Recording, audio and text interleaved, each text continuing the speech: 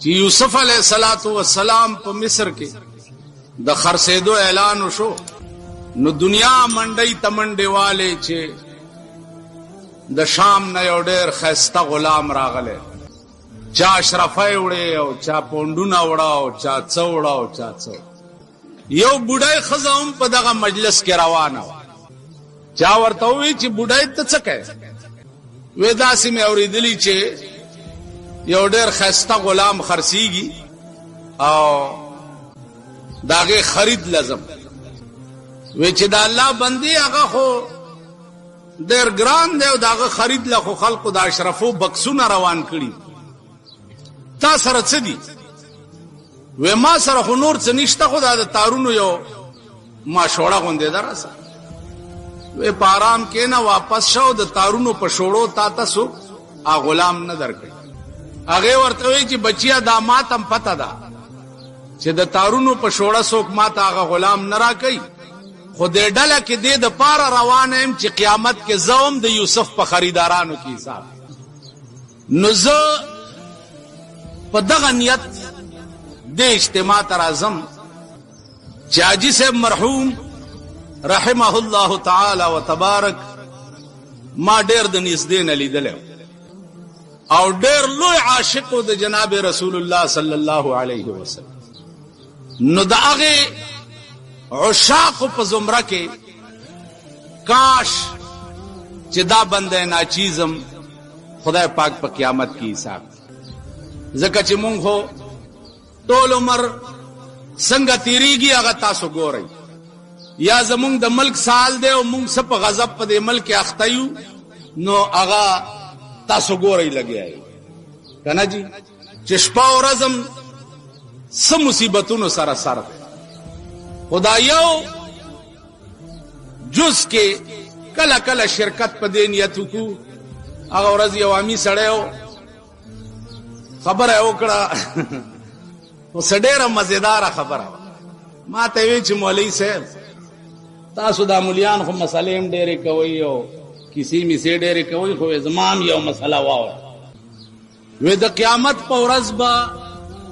په یو سړي حکم وشي چې دا سړی جهنم ته بوځئ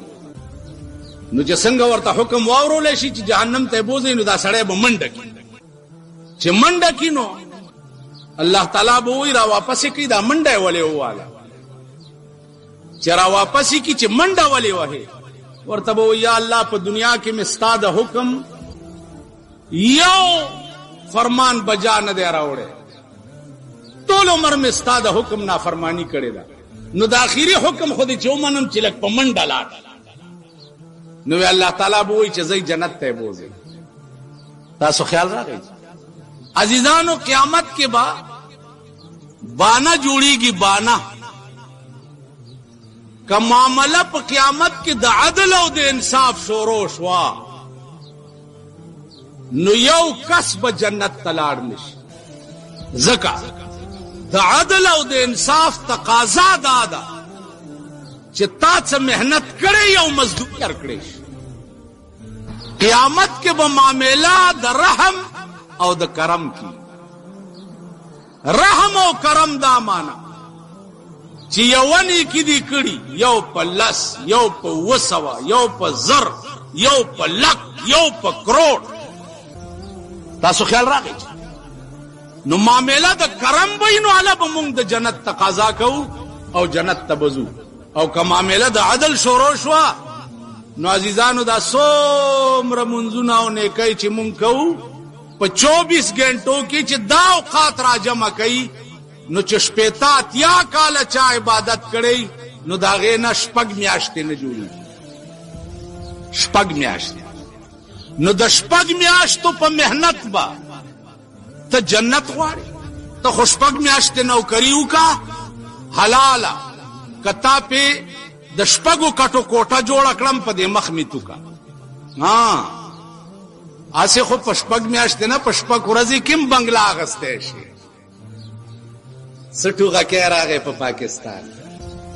ټوغکی پې ورځ تېرېږي د دې بزرګانو د اولیاو د دې نیکانو په دې اقوالو د ایمان مضبوطي د دنیا په تماشا چې څوک نازيږي د دنیا په تماشا چې څوک نازيږي دا خونن یې تماشا د صفا نه ده لا واحد نظام او واحد بازار دا اولیاء ده چې هغه له خزان نشته هغه له زوال نشته واحد نظام دا اولیاء د بزرگان رحمان بابا وی چې دا دنیا په احمقانو دا آباده دانا نکه په دنیا باندې غرض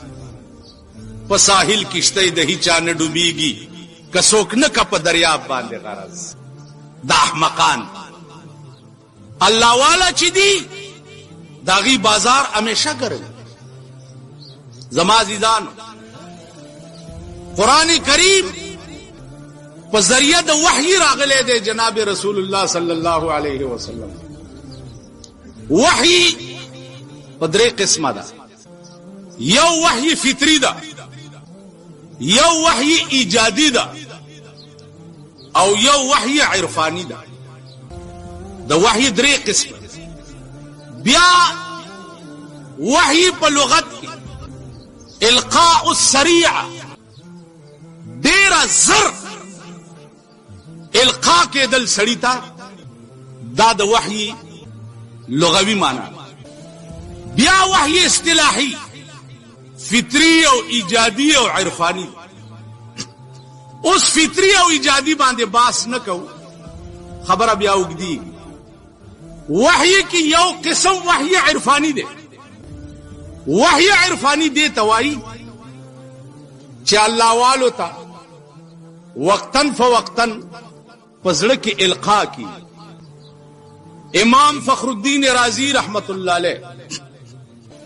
ډېر لوی مفسر دی د قران هغه تقریر کول او په تقریر کې ورته یو سړی را پاسید ورته صاحب خبر واوره د جنت باس کئ زما خپل کور دومره خسته دی چې په سلو جنت وینه ورکو د حورو باس کئ زما خپل خزه داسې ده چې په لکو حورو وینه ورکو نه جنت پکار دی او نه حوري پکار دی او نه غلمانان پکار یو ټکی غواړم کدی په وس کې وی خورا سره وعده وکا او کدی په وس کې نینو په آرام کې نه جنتونو د پاره ز ایمان نه راو وې څه خبره وې په خدای مینم که خدای را ته ځان خی خو مسلمانېږم کینی والله کې مسلمان اس امام فخر الدین رازی کې سوچ کوي چې بار الہ دا شیخ زما په وس کې نه دی چې زه استاد وایم چې د تزانو خا نو امام فخر الدین رازی فرمایي چې ما ته پزړه کې القا وشو القا را ته وشو چې وایا ورته چې ته مسلمان شې نو خدای به تا ته ځان خی امام فخر الدین رازی ورته وی چې ما ورته وی چې بس ته مسلمان شې خدای به درته ځان خی هغه ورته لیکلی را منبر د پاسه د امام فخر الدین رازی نه لیکلی واغست چې لیکلی واغست چې شپراله دا سړی مرش امام فخر الدین رازی فرمایي چې خدایا ما ته خود تا پزړه کې القا کړي وا او ما لیکلی ورکه استا ورته ځانو نه خود